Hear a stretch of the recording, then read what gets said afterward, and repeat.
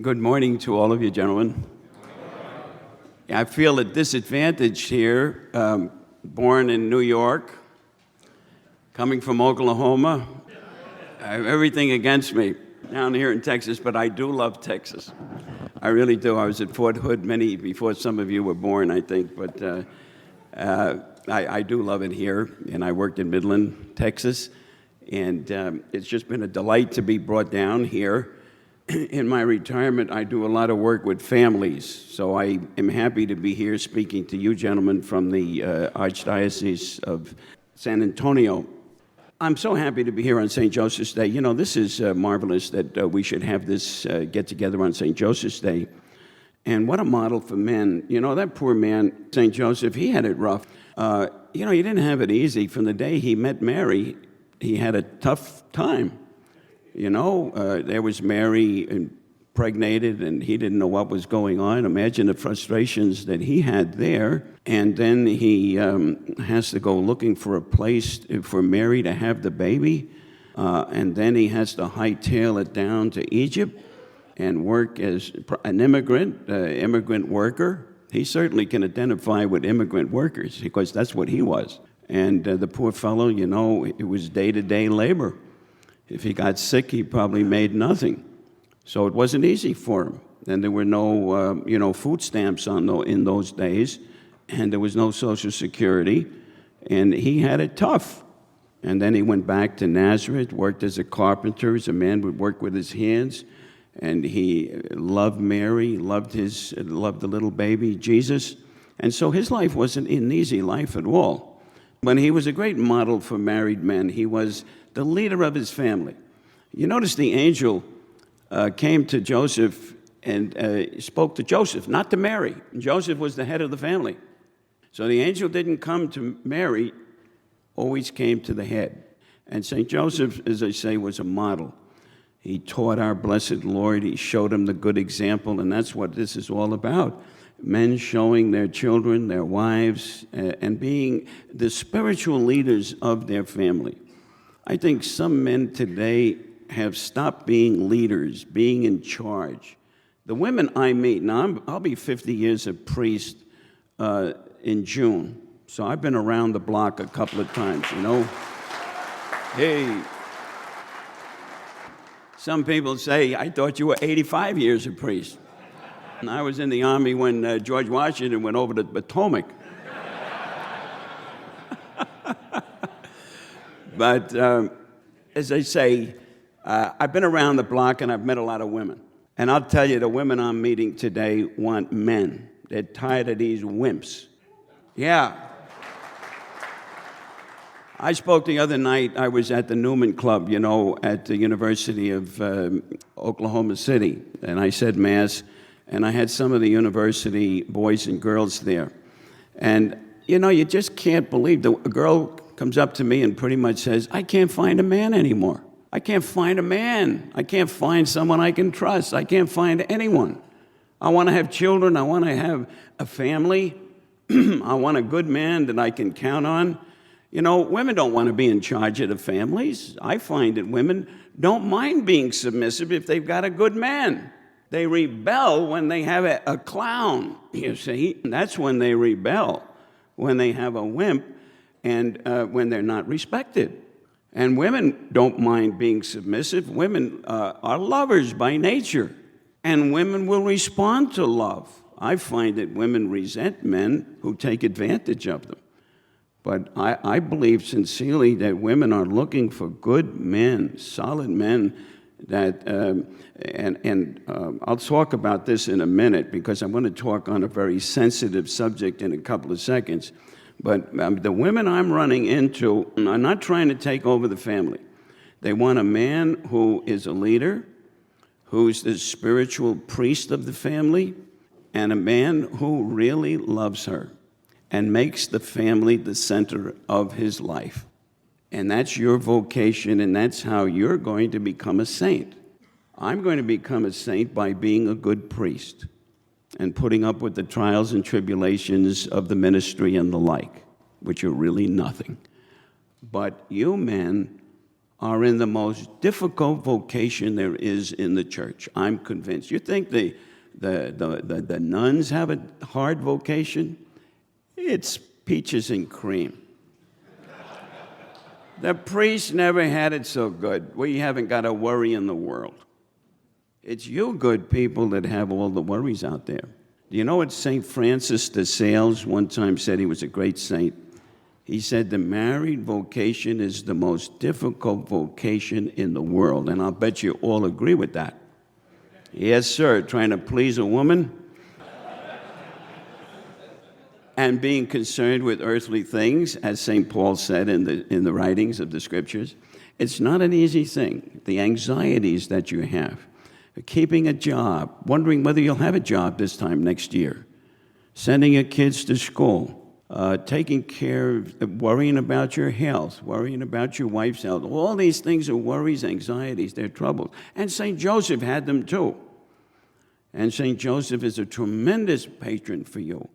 Go to St. Joseph, ask him. He was a father, he was a husband.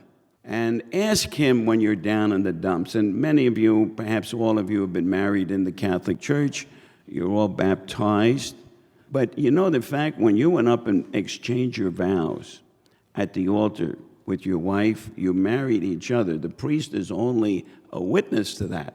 You are the ministers of that marriage sacrament. And when you said, I do to each other, God infused into your soul a special matrimonial grace.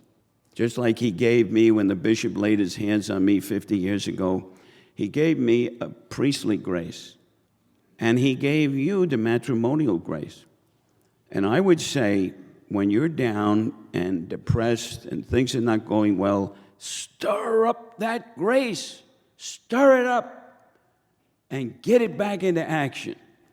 And God will give you the grace, as he did to St. Joseph in tough times. He'll give you the grace to get through the heartaches and troubles of your life. Have a deep devotion to St. Joseph. He knows what you're all about. You guys say, well, what do you know about married life, Father? Well, I tell you, I don't know anything about it.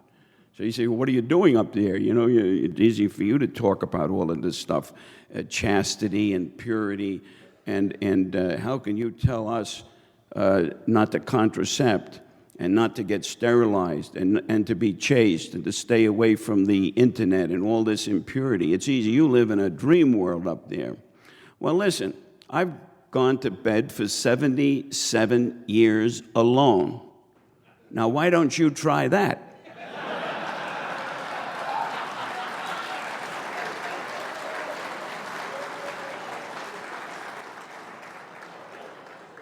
So don't tell me I don't know.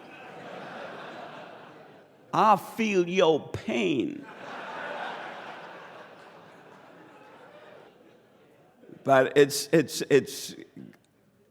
you've got a difficult vocation, but you can become great saints. And that's how God ordained you to become a saint, by being a good husband, a loving husband, being the head of your family with love, and looking after your children and loving them. It's not making a lot of money. It's not the big house or the great car, but it's how you lived your married life. That's how you're going to be judged, as I'm going to be judged by how I live my priestly life. And that's going to be the final thing. Not your money, your house, or your car. It's how you raised your children. It's how you treated your wife. Did you bring her closer to God, or did you drive her away? So your example and your teaching, that's why it's so important that all of you know the teachings of the faith. Most of our Catholics today are ignoramuses. They don't know the faith at all. I think we've lost 2 generations of Catholics to the faith. And a lot of the blame is on us priests who don't teach anymore. We don't teach. And we have so many of our people ignorant of the faith. Well, you know what we're doing today? Just the opposite from what Jesus did. Remember in the Bible, Jesus taught the adults and he blessed the kids. We're spending all our time teaching the kids and blessing the adults. And no wonder we have a church full of dummies. You know, if our adults knew the faith, and if we taught the adults the faith, then they would share it with their children.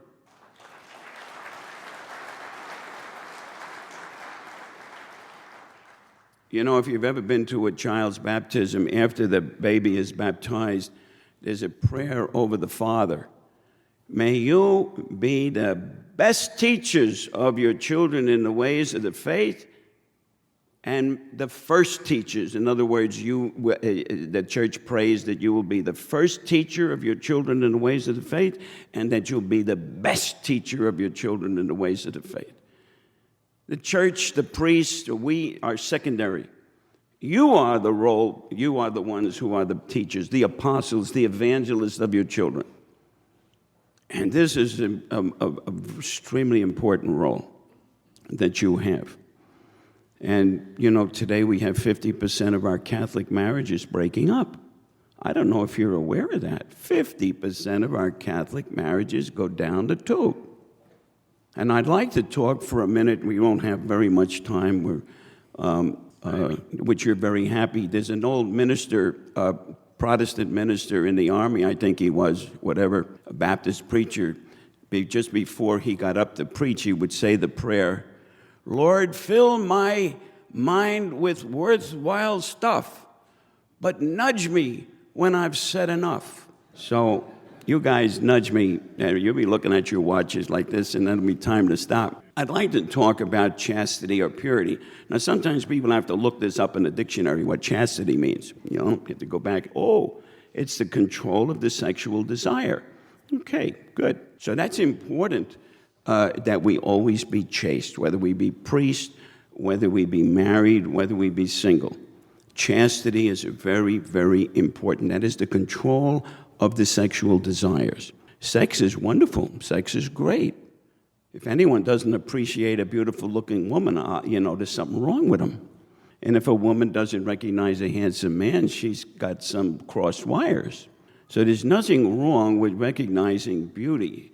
And sexuality is very good. It's marvelous. God instituted it. But like any good thing, it can be abused. You can abuse sexuality. Just like the beautiful soil that's up in North Dakota. The soil up there is dark and fertile. And you can put anything in that and it will grow. But if you take one speck and put it in your eye, you've got an infection. See, any good thing, when it's out of place, it causes problems. Sex is for married people. And it's exclusively for them, and to be done the way God intended it to be done, the act of love where they become two in one flesh. But today, in the married life, the single life, we have so much lack of chastity, lack of purity. It's dreadful. Now, there were two great saints. St. Alphonsus Liguori, he was a lawyer. And there was St. Jerome, who translated the Bible. Those two saints said many years ago that 9 out of 10 people that go to hell, and by the way, hell still exists. You know, you may not have heard it in sermons over the last 50 years, but it is alive and well. You know, some people came up to Padre Pio, and they said, I don't believe in purgatory. And Padre Pio said, well, you will when you go there. Yeah, you'll believe it then, brother. This is very important. 9 out of 10 people? Now, you don't have to believe that, but when you go there, maybe you could send me a message, okay? Confirm it. No, the Lord talked more about hell than he did about heaven. Read the scriptures. The Lord came down very heavy on people in the Bible. Last week, I think he said, you will die in your sin. You're liars. He didn't pussyfoot. You read the Bible, he wasn't one of these flaky people, you know. He came out straight. He told them like it was. We make, the life of Jesus some kind of a mushy life. You read it, he didn't play games. Also at Fatima, I don't know if any of you have ever visited Fatima in Portugal, but those little children are said to have seen a vision of hell. And the little kid said, one of the girls said that we would have died On the spot, when we saw the damned angels and the damned souls, we would have died if we were not protected by the Blessed Lady. And do you know what Mary said to the little ones? More souls go to hell because of sins of the flesh than any other sin. So don't you think maybe once every 40 years we ought to talk about these issues, you know? It's not a question of, I think one person said, it's not the first look that the sin is. It's not the first look, because if you don't recognize beauty, you're weird, okay? It's not the first look. It's the second look that the sin is committed, you see. That's where the sin is, the gazing and the entertaining the thought and the desire. That's where it is. St. Augustine said, the roving eye is a messenger of an impure heart. The roving eye is a messenger of an impure heart. So it's important that we control our desires and we be very, very careful. And what we look at. I had an uncle, a priest in Buffalo, New York. And when I was ordained, I went up for the summer to help him. And I was, a young priest, and I was saying, Uncle Pat, asking him different questions as a new priest would do. And we got into sexual matters and sex and chastity. And I said, Patrick, when does this desire to have sex go away? He said, Danny, 3 days after you're dead.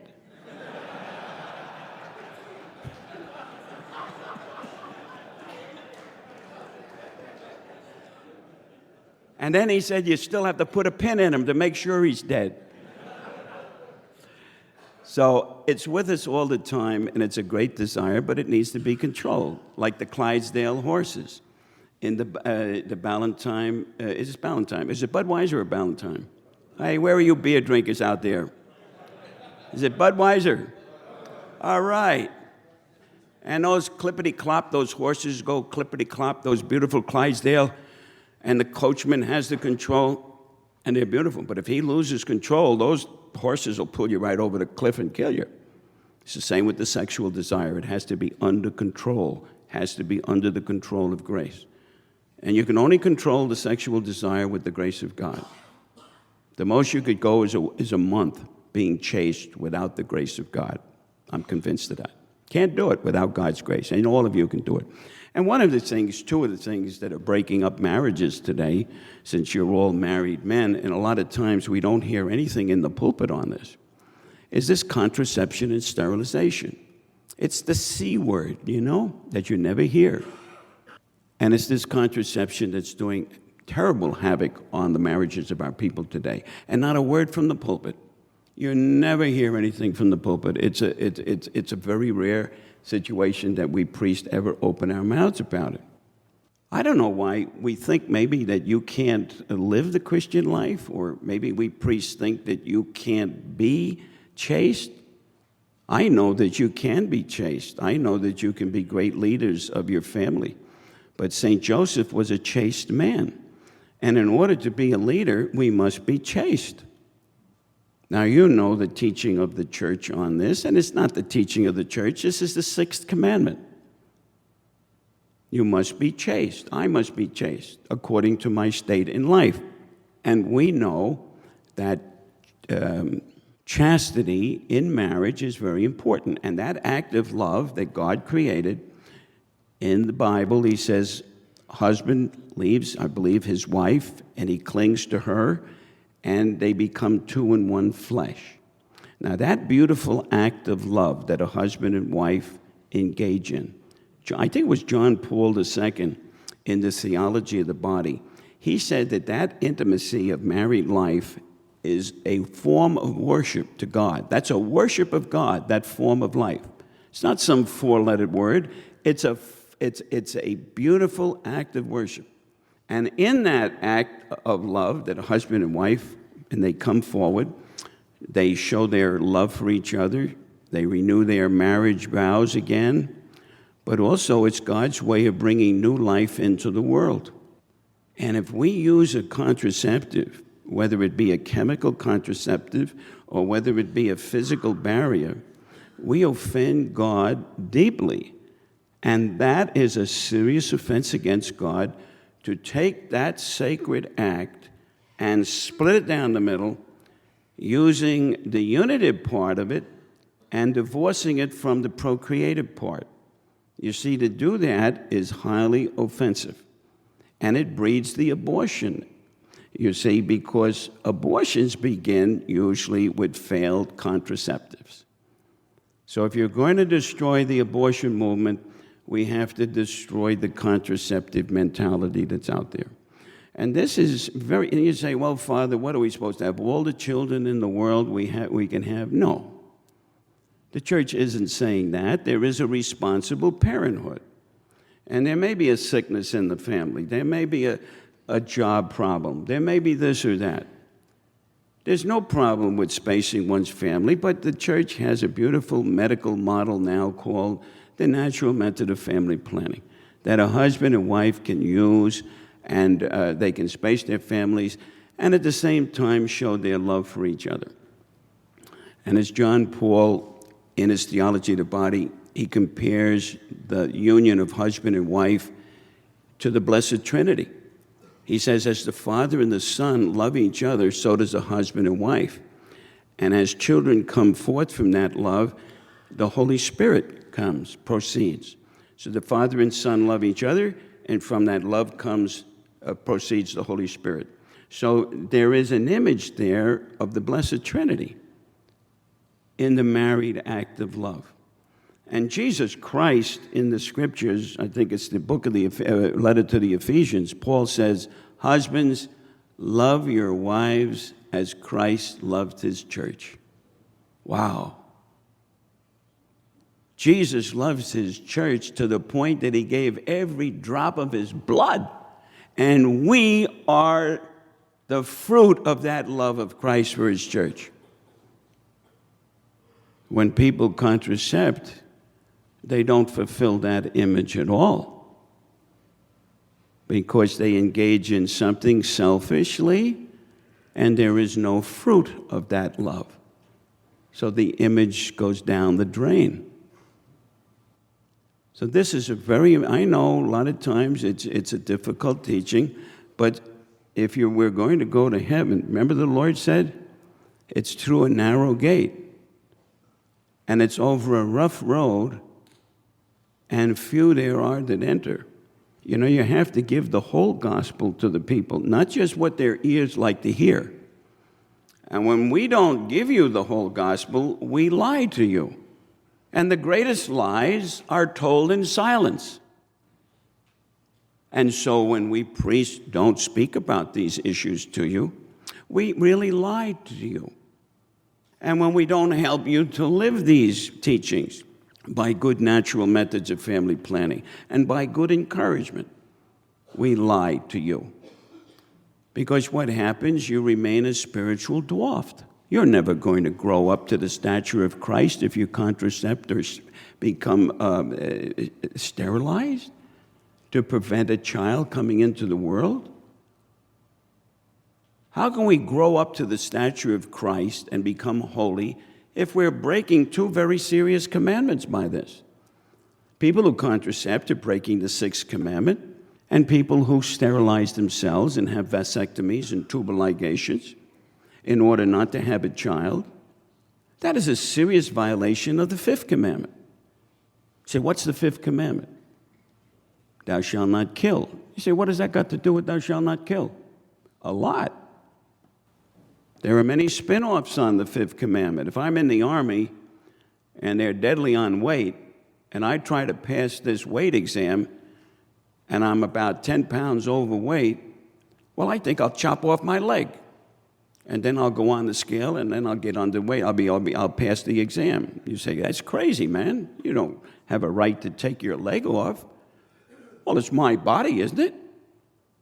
Yeah, say, wait a minute.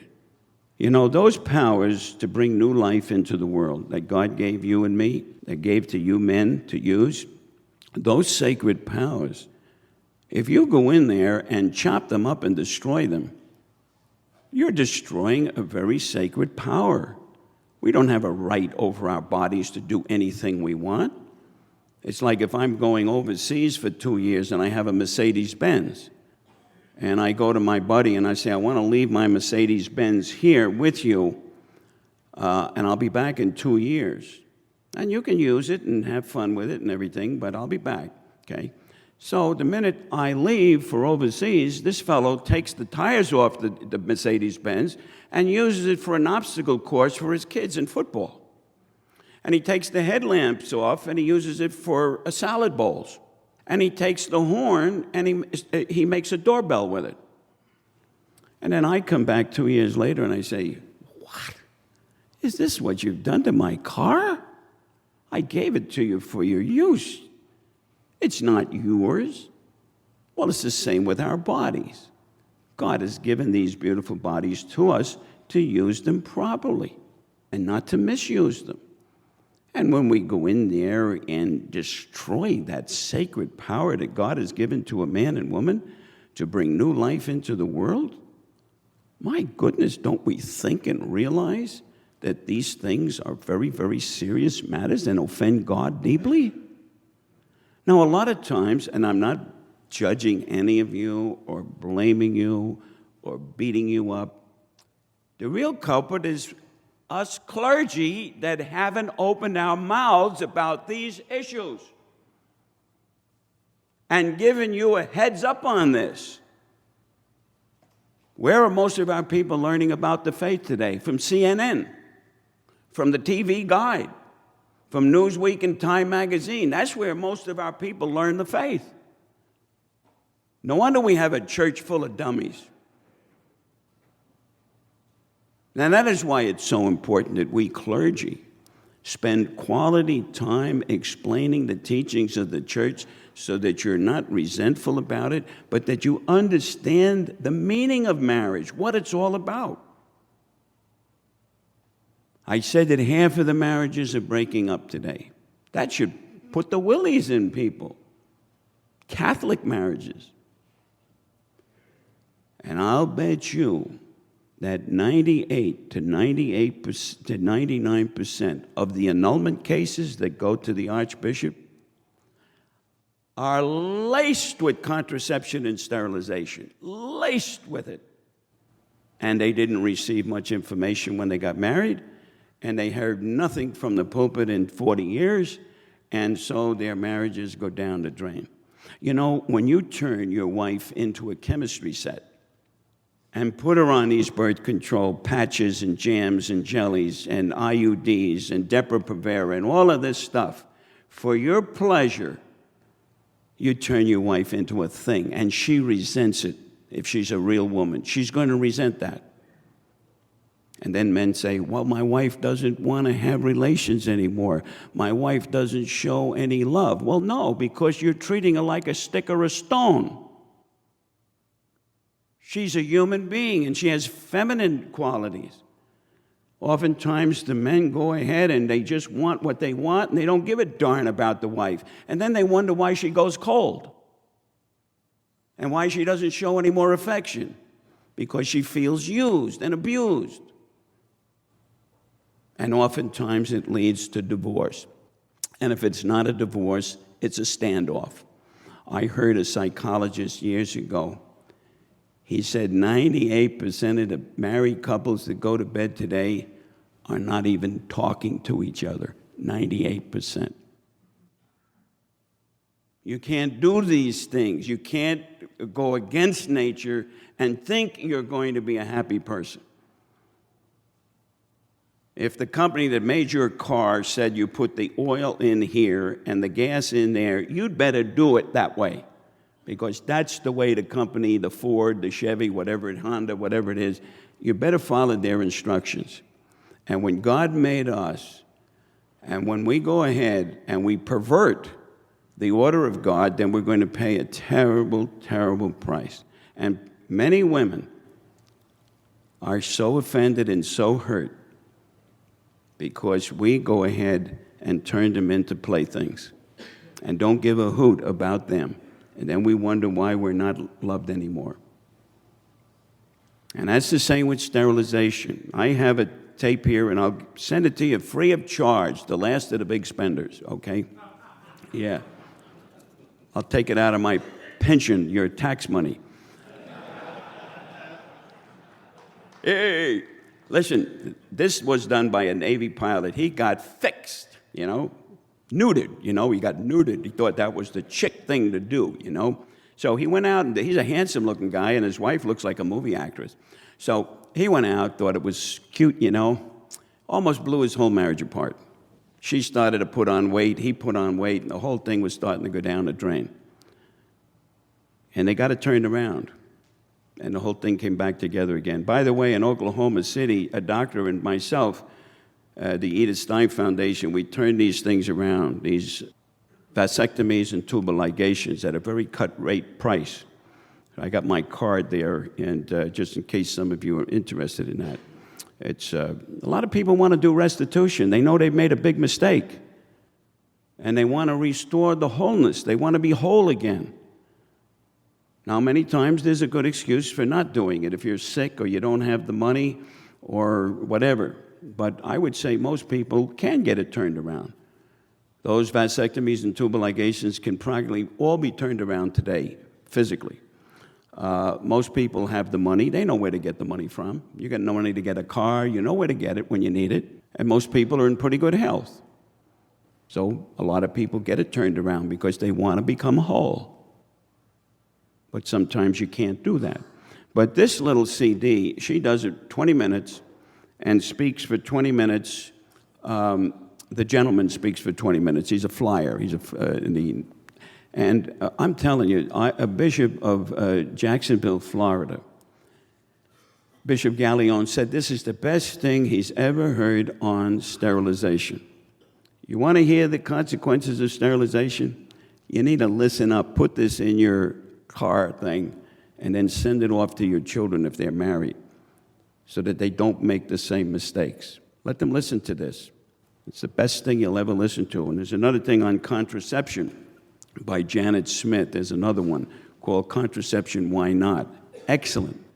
About people who are thinking about using contraceptives instead of doing it God's way in the natural methods. This is here too. But the yellow one is the contraceptive, or the sterilization. This is the other thing. We have to do things God's way, and we have to be chaste. And another thing is, it's killing the spiritual life of our people. You can't live in the syndrome of mortal sin. Now, I say that many of you did these things, perhaps. You didn't know what you were doing. You hadn't heard it preached. You weren't sure. So you can't commit a mortal sin if you don't know. But let me tell you this. Back in the 40s, everyone was smoking their brains out. Eisenhower and Jimmy Cagney and all of the actors, they thought it was real chic until they found out that it was cancer forming. And I'm sure a lot of those people in the 40s and 50s that were smoking heavily died with cancer. God forgives, it's true, but nature never forgives. Nature never forgives. When you mess with nature, you play with contraception, you play with sterilization, you're playing against nature, and you're going to pay a price. And many times men don't know why they're paying this price. And women don't know because they're brainwashed by the culture we live in. We are living in a culture of death. And we Catholics, as your Archbishop said, we should be Catholics first. Catholics who are doctors say, oh, well, I have to continue giving the pill out because I can't push my religion, I can't push my faith on my patients. Well, I say, doctor, that's a two-way street. Your patients should not be pushing their immorality on you. You should be a witness to Christ as a doctor. And you as a truck driver, a cab driver, a lawyer, whatever your profession is, you must witness Jesus Christ first. No wonder our church is going under. We have a church full of wimps. And we need to be men. A woman wants a man. She wants a man. And she wants to be part of him, but he must be a good man, a kindly man, a man who loves her and doesn't disrespect her. And a woman who feels loved will do anything for a man. And so you men have to stand up and be men and take command, take charge, and let's take the church back. And the last thing I want to say is, I got 2 minutes, 3 minutes, 2 minutes, 1 minute, 5 minutes, 5 minutes. Okay, all right. You say, well, how do you become chaste? How can I be chaste? So listen up, 4 things, and I'm out of here. You become chaste by not getting into the near occasions of sin. If you're going to mess around with the internet and watch that filth, you're going to be a filthy person. And that's killing our men today, that internet. They are watching this filth, and it's undermining their marriages, and it's a horrible thing, and the wife is offended and feels down. If you go to X-rated movies, watch filthy videos, hang around with guys that tell dirty jokes all day, then you're going to be a dirty person. We must stop that and get away from that filth and ask God to protect us. The minute we see something, get away from it. Get away from it. Don't dwell on that stuff. The second thing is to go to confession on a regular basis. Try to go to confession on a monthly basis. God knows if we fall, He'll take us back. He loves us very much. Go to Holy Communion in the state of grace on a very regular basis. And have a deep devotion to the Mother of the Lord. I keep a medal around my neck. It's called one of them is the Miraculous Medal.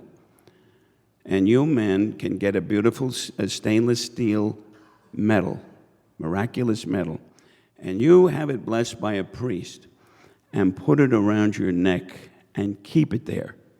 And Mary will protect your chastity as she has protected mine. She'll protect yours. And you know what you could do for your wife? You could get her a beautiful gold chain and a lovely feminine medal, the Blessed Mother, small medal, and have a priest bless it and give it to her. And say, dear honey, wear this, and I'm going to wear mine, that we can be chaste and we'll never do anything that offends the Lord, and that I may love you and that I may always be yours. That's what it's all about, men, and you know that. And I said my Mass today for all of you. I said Mass specifically for you gentlemen that are here, that God will bless you and watch over you all the days of your life. God bless you, watch over you, and I know you'll say a little prayer for me. Bless you all.